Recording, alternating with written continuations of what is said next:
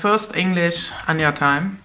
I had the pleasure to give a talk at the European Association for Distance Learning some weeks ago, and as you can hear, I'm not used to speak English a lot. There's no practice. But doesn't matter. I hope I have and think I have given a really good or a quite good introduction into what I see, what the world of the future of work and future of learning will look like, and where we'll have to move on and to think about how we organize the whole education system for the really fast-running ecosystem in which we live. And so please, if you like to, please have a look. He's got a wide range of experience of public and private sector organizations, and it likes to help to empower individuals and organizations to connect to modern networks and learning environments. So we're really excited to listen to what you've got to say, Anja. Thank you, John. Thank you for the invitation. I will share my slides now. So everything is in place, I hope. That's great. And yes, thank you for the invitation. I don't often give lectures or presentations in English, so it can take a while to get into it. But here we go. To introduce myself, especially in the education industry, it's perhaps important that I'm a social scientist and not an educator or a psychologist. More than a quarter of a century ago, I trained as a multimedia designer, then entered the new economy and have been working in what is now called the digital education sector ever since. I have worked for agencies, for large companies, universities, and politics, and so on. Today, I have a small education agency here in Berlin called Fräulein Flow. Translated in English, it means Miss Flow or something like this. I bring you 3 chapters today, roughly speaking. We are looking to the future generally, then to the future of work, and then to the future of education or Learning 4.0, or however you want to name it. Let's look first to the future. We will start with the International Space Station, ISS, 400 kilometers above the Earth. It travels around our planet every 92 minutes. And these are live pictures from there, from the air. You see there the Earth beneath. And this is really quite impressive. You can watch this at YouTube the whole day long if you want and like to. And what is striking is that the ISS internet connection seems to be much better than what we know here in much of Europe, especially in Germany. Since January 2010, they are tweeting and video conferencing live from the space station. It's like an extension of our Earth. And since this is an educational event here today, I'll give you a short overview of our planetary system. You can see here our wonderful planet. 400,000 kilometers away, you will find the moon. And the smallest distance to Mars is more than 50 million kilometers away from the Earth.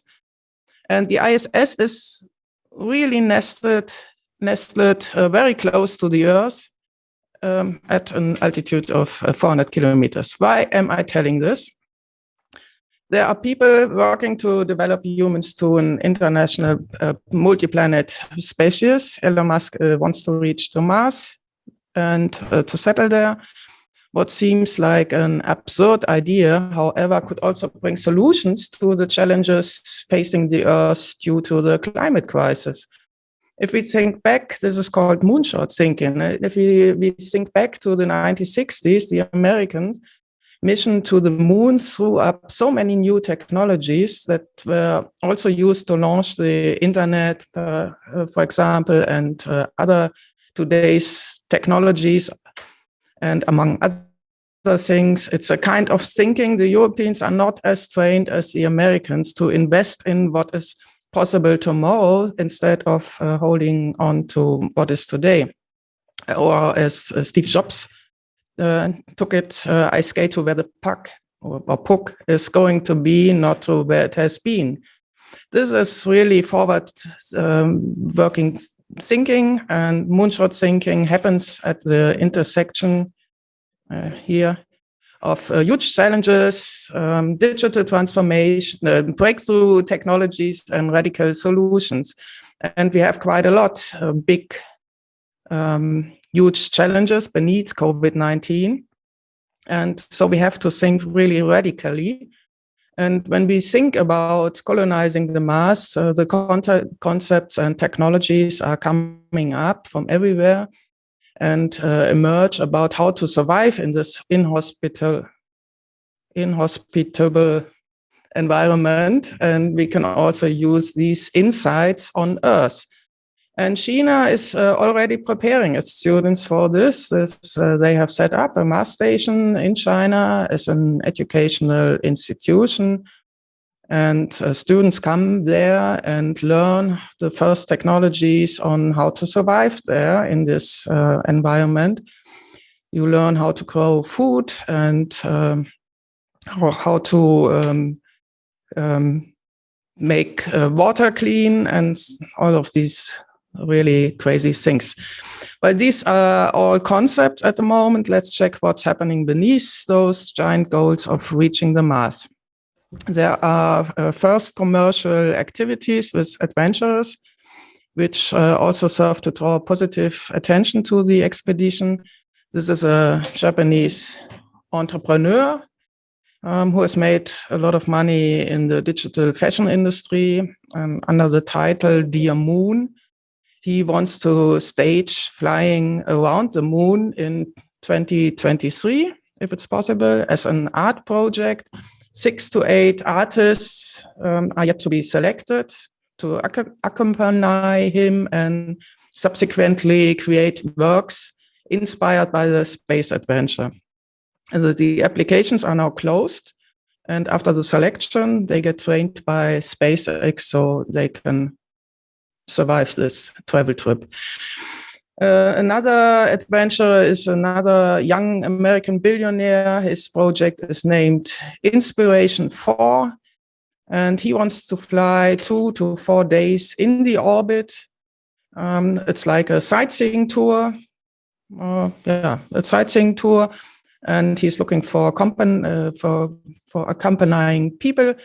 And this project is scheduled for the end of 2021. It's completely privately paid, and the money goes to a child cancer hospital. And they have started with a Super Bowl spot. This fall, Inspiration 4 launches as the first all-civilian mission to space. And you could be on board. Up above, twinkle. So after this spot, the people could pay like an auction, and the crew is now complete. And in typical American fashion, the storytelling is perfect. The 4 people are supposed to represent the best of humanity: leadership, hope. This is a cancer survivor. Prosperity and generosity. This is the one which has won the auction. And this whole project is accompanied by a big fundraising campaign for this hospital starting now in May. And this is modern business.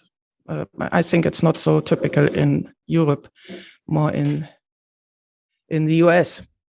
If these adventures are extravagant spectacles, or we can call it as well as marketing, in the meantime, SpaceX is trying to refinance this great mission through further technological offerings. And with the Starlink project, rockets now launch small satellites into orbit every 2 weeks. These are 60 satellites, nanosatellites, so they are really small. And the last launch took place on last Tuesday, two days ago. The first 1,000 and some more satellites have been placed around the Earth, some in front of the ISS and some behind the ISS in their own orbit. The aim is to bring good 5G internet to rural regions. The satellites are launched relatively close to the Earth and then independently search for their planned location. To do this, they fly in a string of pearls. You can sometimes see them in the sky 2 days after launch. So perhaps this evening you will have a good chance to see it somewhere in the world.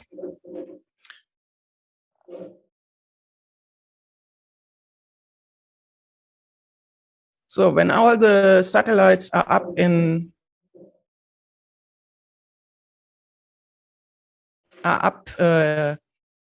the next few years, there will be 40,000 satellites networked, and but the network internet works from now on, from thousand satellites on. The denser the network becomes, the better the internet connections will be. But what is the point of all this? The other company of Elon Musk is Tesla. You will know it, and he is working to end the fossil fuel age and support climate neutrality. And these are various projects to this end, all of which I will not go into here.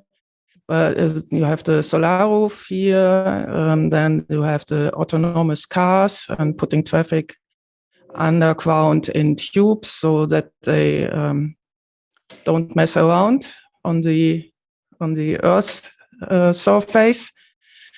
And to ensure that in the end, all the smart cars and planes and factories and homes and everything else around the world have good internet, we need a secure supply. And Tesla's products are provided by the Starlink satellites. And but not only Tesla will be able to access the internet connections, but everyone worldwide will be able to buy and access. In the end, from this year onwards, all areas on Earth will be supplied with this good internet. And this is, I think, exponential thinking and doing. Last autumn, the beta program was launched in the US, and the users were enthusiastic because the download rates are really good. And this is just the beginning. In Germany, the program was launched at the end of last year, but as always, it takes a while with the regulations here. But in Northern Europe, the conditions for receptions are basically in place. And so it will start here in Germany in the second half of this year. At the moment, you can pre-order an access at the website, and the demand is really high. And there are rumors that Starlink will port to Wall Street, so SpaceX gains more money to finance its Mars mission. And when asked via Twitter, when internet is ready for all people, Elon answered that most of the Earth will get it by end of this year and all by next year, and then it's getting densifying. And it is especially thought for rural areas where there's not so a good internet connections. We know it in Germany as well. But in dense urban areas, it doesn't make sense to use this one. And the cellular is better than satellite. But Tesla has the Gigafactory in Berlin. Some drone footage have quickly after they announced they will come to Germany. They had their own box on the roof of their office at the Fabrik, and now they have really good internet at their office, because here in Brandenburg, near Berlin, it's really tough getting good internet. So let's keep in mind, we have really all people around the world will have access to very good internet in 2022. Will be really, really good, and it will be a change maker, because the world market is then open for everyone. And space becomes the new transformative economic space. And there's really a lot of businesses coming up, also in Germany. There are a lot of small innovative firms which are trying to leapfrog this new area. And future demand for these satellites is becoming increasingly attractive, as reduced transport costs due to these often rocket launches. And so the profitability will increase. And this can provide everything from crop image data for the agriculture and farmers to internet access. And what we will need is a lot of experience of artificial intelligence experience to read those data sets which are taken from the orbit. So the pace is high, and the regulators cannot keep up, not only in Europe, but also in the US. Elon is claiming, I don't know. He is not lucky with American regulators, because they are built for the 20th century, not for the 21st. They are too slow.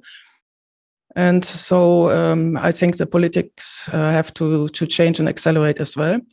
This was my general looking to the future, general view of the future. And now we are going to the future of work. What is happening there?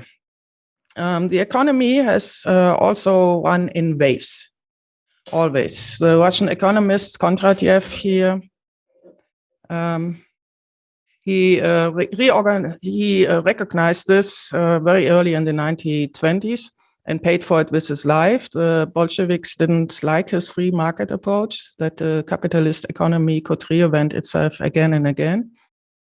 And due to new basic innovations, which are coming up regularly, the economy has been able to reposition itself again and again, and also in a more innovative, efficient way. As you can see, and if you look outside of your window, information technology has retooled a lot of things in the past 2 decades. We are now at the bottom of the last wave. And this was also expected before COVID-19. People thought about which next basic innovation could trigger the next upswing, and quite a few bet on the health sector. Then there are innovations in artificial intelligence, robotics, blockchain, as well, which are coming up and which are waiting already on the horizon altogether, and even more dramatic after this successful COVID-19 vaccinations. We can expect an even further acceleration of the biotech sector, I think. So 2020 was a really changing year for all of us. And do you know what the last bottom stands for? This mark, this historic mark. It was the fall of the wall. And this was not just an accidental historical moment. It marks the transition from the fossil-based economy to an information society. Even if we are still fighting with the fossil industry at the moment, it is absolutely clear we have entered the knowledge society some years ago and some decades ago. And but the knowledge society can be built on regenerative energy. it doesn't need so much energy as the old technologies. So, and if we look at when all the platforms we are currently working with came into being, then we see how disruptive such developments are. Amazon was founded 1994, I think. Google 1997, LinkedIn 2001, Tesla 2003, Facebook 2004. And with all of this, the economy has changed and we are now in the platform capitalism. Here, Holger Schmidt, a German economist, evaluates the share prices of the platforms separately and compares them with the Nasdaq, Dow Jones, and DAX. And as you can see, the platforms index has been performing significantly better than the others for about 3 years now. And even now, they were at the highest level, and now the politics are regulating. Even in the US, there are discussions, and so it's we will see how it will perform in the next time. In the last year, for sure, they have gained a lot of money. The platforms have really, it's I don't know the word now. It's really rapid growth. And what's a little bit frightening is where the platforms sit and where they come from. And as you can see, America is more than 2/3 of all platforms come from America, a quarter from Asian Pacific, and here especially China, and only 3% come from Europe. Or we can take a more impressive look at the distribution of platforms here. And in Europe, only SAP seems to be in particular stands out for somewhat. And SAP was founded in 1972. They were really pioneers in digital business. In general, the foundations for the knowledge society were laid in this phase, in this wave. And then we have slept through the construction of the network society, modern network society in Europe. And now what we are expecting now is that all things that can be automated will be automated.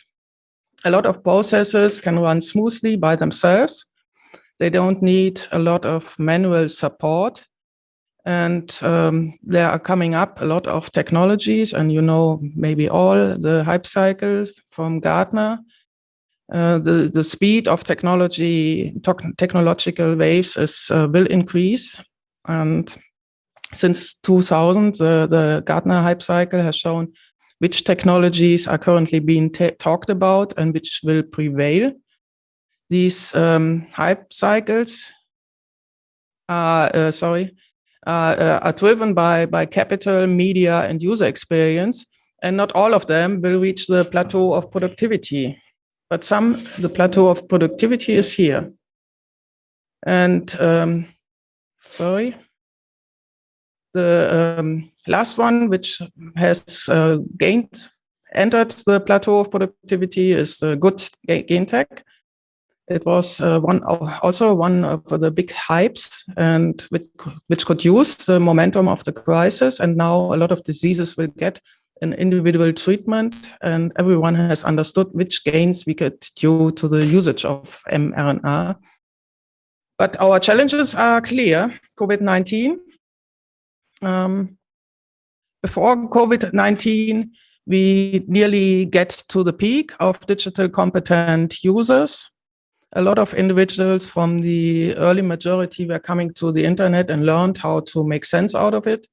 Then came COVID-19. And from one moment to the next, all persons had to use it, except some few teachers maybe who didn't show up. The big problem we have now is we have to quickly integrate the late majority and even the laggards who never ever wanted to enter the digital age. And mostly they sit in very decisive positions and have no clue what's going on. And this is really a big challenge for us as society. And the speed of change is increasing. I would like to explain this using the example of autonomous driving. If we look again at Tesla, who are massively driving the revolution in the vehicle industry, because they have already driven so many autopilot miles, as you can see here. They have a lot of experience and a lot of data, because they regularly scan the world with their cameras and learn how to make sense out of it. They are not so much, no, I don't think they are interested in your personal data, but they are measuring our world and identify typical signs of our coexistence. And we need those data sets because they are us. They represent us. They help us find typical structures we wouldn't have seen without those data. And by seeing it, we can start solving existing problems in a transformative and sustainable way. Data sets double our world, so we can read it. As Nassei, a German sociologist, describes it in his book, Pattern Theory of the Digital Society. And this corresponds with the current trends as summarized by Gartner. We have composite architectures consist of bundled business functions built on flexible data structures. This enables organizations to respond to rapidly changing needs. So we have to be flexible. The increasing proliferation of consumer data, fake news and videos, and biased AI have led organizations to move from trusting central authorities like government registries or clearinghouses to trusting algorithms.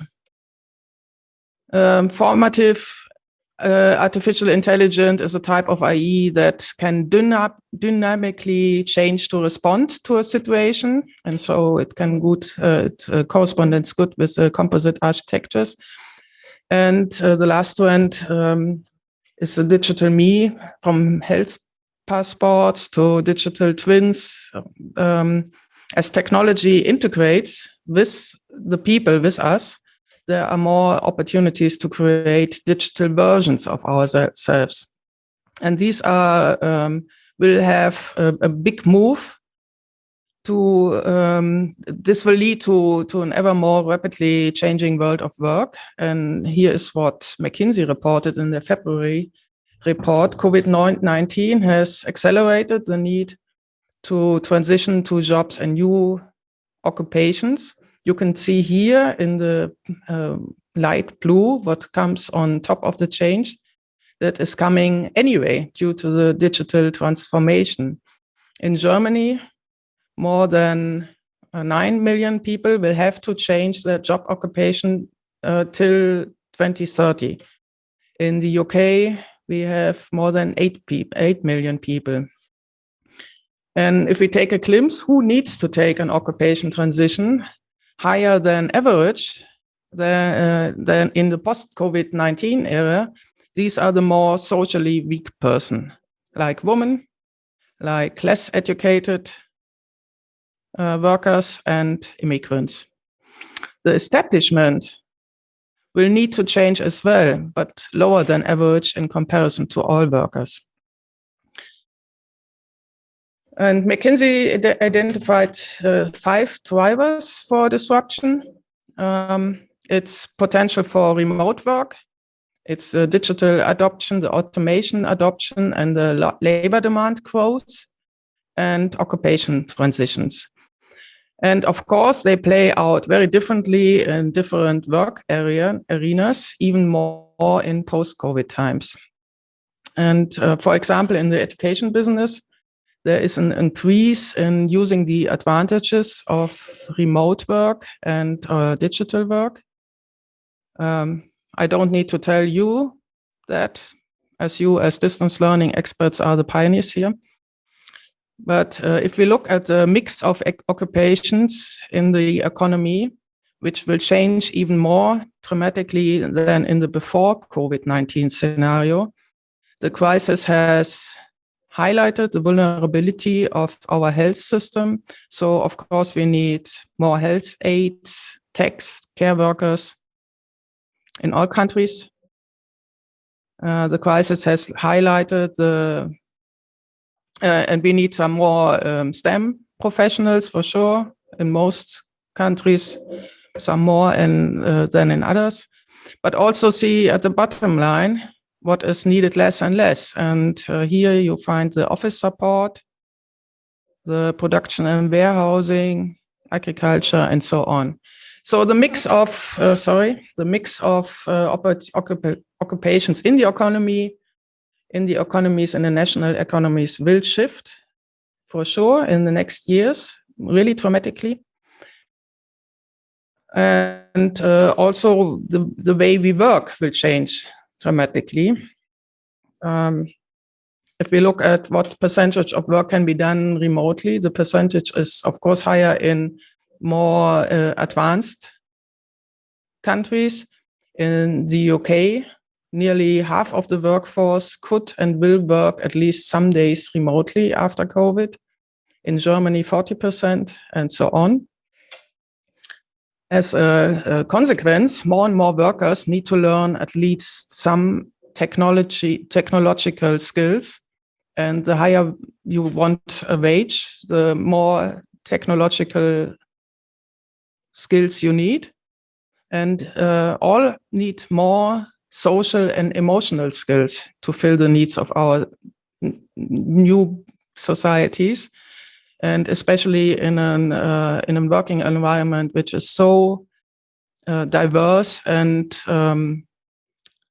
asynchronous, you need other skills than in the world before COVID.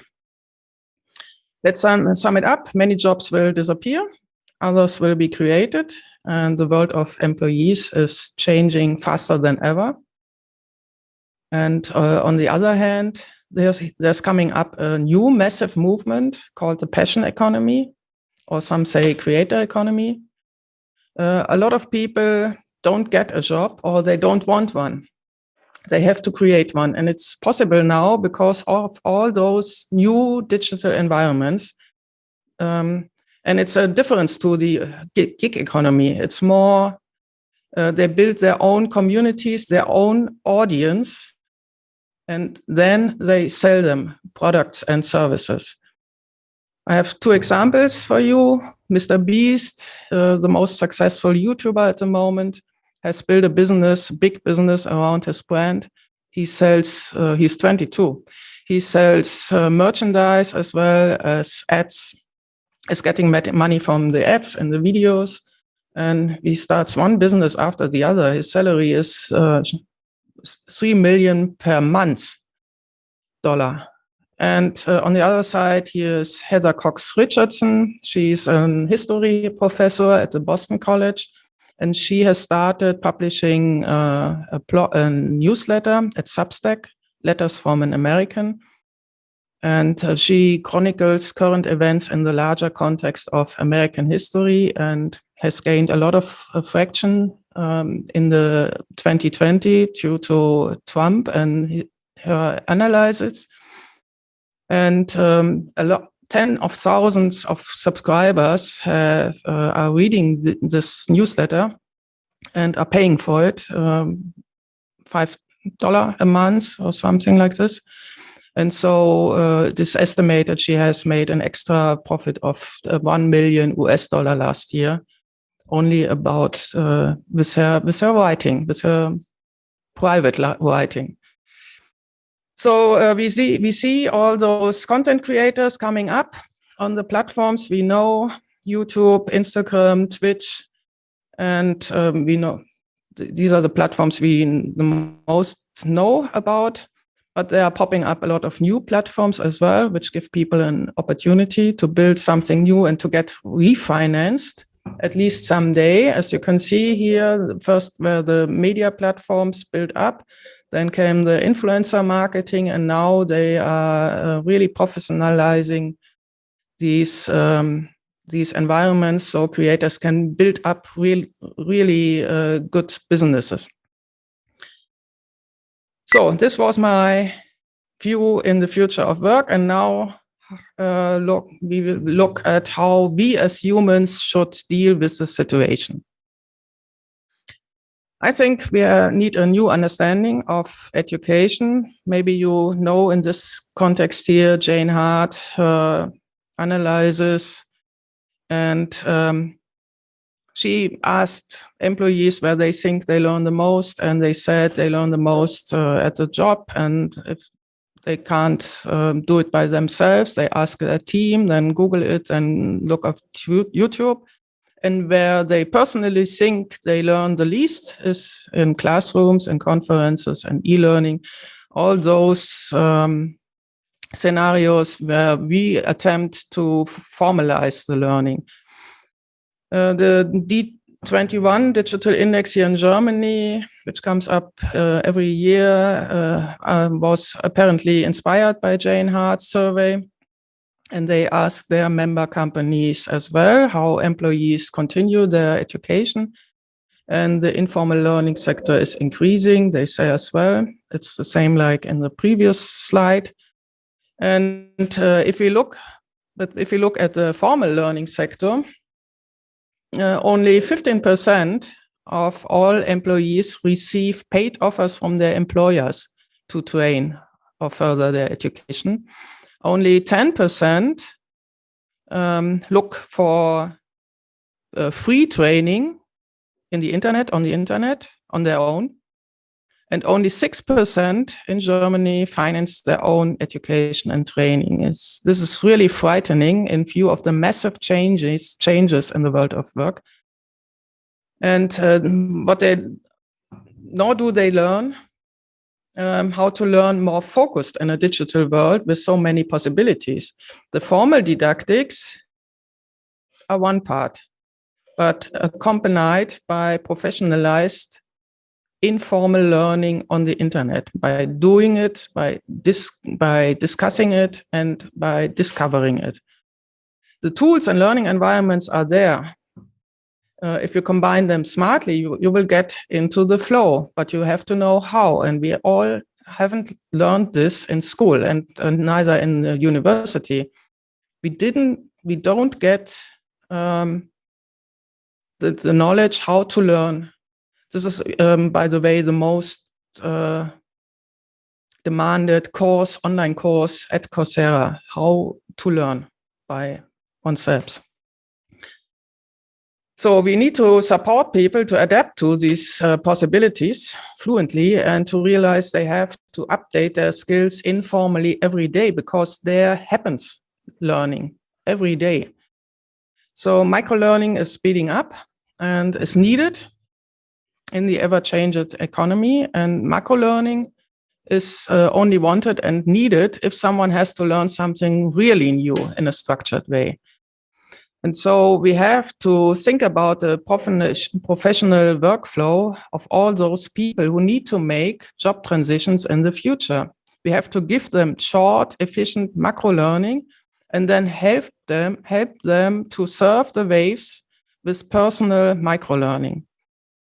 This is our historic challenge, I think, to bring more people into this learn lifestyle and to build our economic future together, because we all didn't have learned it at the school. And the market doesn't sleep. You know all the growth of the massive open online courses and all these others online courses on all those platforms. Coursera has done its IPO successfully some weeks ago or months ago. Udemy will follow shortly, it's rumored.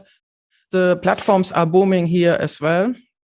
And on the other hand, business platforms are coming up and transforming to learning hubs as well. They have the data of the workforce and the wanted skills and job descriptions, and they fill the gap with personalized learning content. The market, I think, is really getting really smart and helpful for a lot of people. And insecure how this will influence the market if when LinkedIn is coming up with its new with its new hub. And on the other side, the passion economy or creator economy is booming, and for sure there are have been online courses by individuals for quite a long time. But now the platforms are getting more professional, and it's really interesting to see where they are popping up. They try to help individuals or small business to get to the point in the market. Some are open source, some are for money. And it's really thrilling to see how this seems to me a really new wave, a new teaching wave. So what else is happening in the edtech world? I want to focus on two key developments. The blockchain for sure is interesting because it has really the potential to transform the economy and all work processes. And as you can see, the technology has made a career since its first appearance. Only now are the first applications becoming mainstream and coming up, so that the advantages of decentralized traceable organizations are becoming more and more clear. And the token economy is maybe on the start. This is a chart from a professor from the Frankfurt School, a blockchain researcher, an expert. And he thinks, this 2 years ago, I took this picture, he says blockchain can have a career like the smartphone 10 years ago, 10 years earlier. If you look what happened to the camera industry when the smartphone came along, the big expensive cameras had quite a lot sales. They had made their career, and then came the smartphone along and sold quickly. You see what happened. Sales were conversely exponential. And now normal cameras are only for nerds, sorry. Only a few buy expensive cameras because you have all in your smartphone. The same could happen with macro unit certificates and decrees. The first blockchain applications with which certificates, badges, licenses, and so on can be documented and verified already exist. This was for sure the first idea of the old system. And on top of this development, more and more platforms are now emerging that help translate macro units into actual skills and make them understandable for employers. What skills does, for example, a philosophy graduate really have? What's relevant for the employer? This kind of documentation is still blockchain inspired, but it's a step forward. And there's a long tradition now from badges, but it can be a move one more step further, combined with blockchain into decentralized thinking.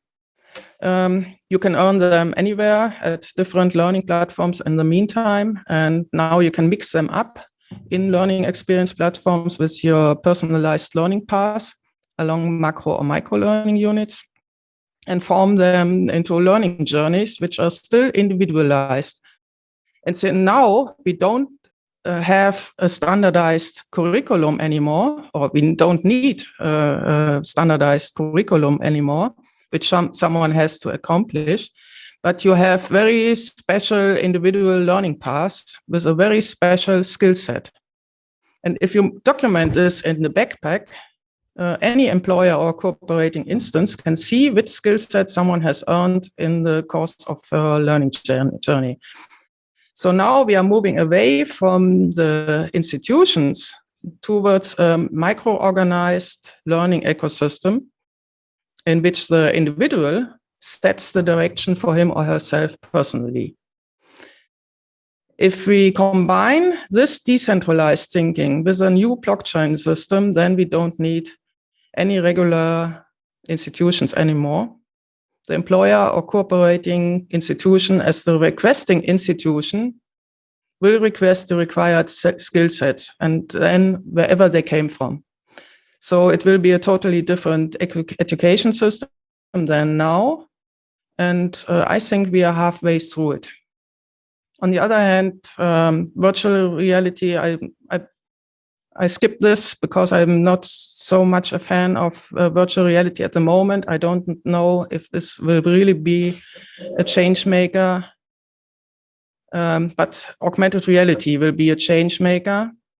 You can use it very basic with Merge Cubes, for example. You can buy this Merge Cube and then download an app, and then you can create 3D models of any learning experience.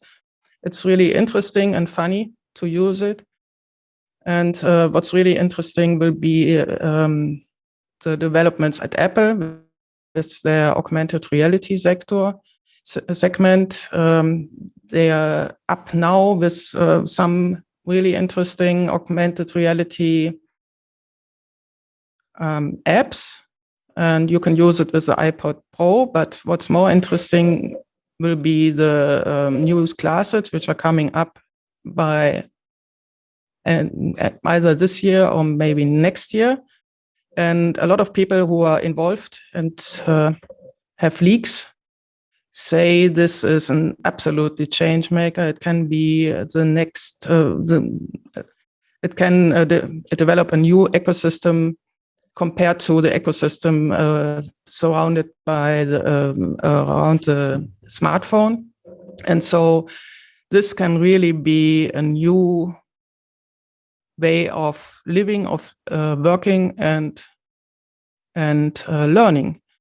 And I think this can be really a new revolution. So this was my point. I have 45 minutes now to sum it up. A lot is happening and we have to move fast. And so I'm open for your questions and looking forward to a discussion. Thank you very much. Anja, thank you very much for that that input. Put my camera back on. That was great. I think that takes us into into a different frame of thinking. I think we needed that. A lot of us have been not struggling, but have been focused on coping with COVID in our business lives and in our personal lives, and it's a good opportunity. And I think a fantastic presentation that enables us to step back and think about the bigger picture and think about where we might be going and what might be happening and so on.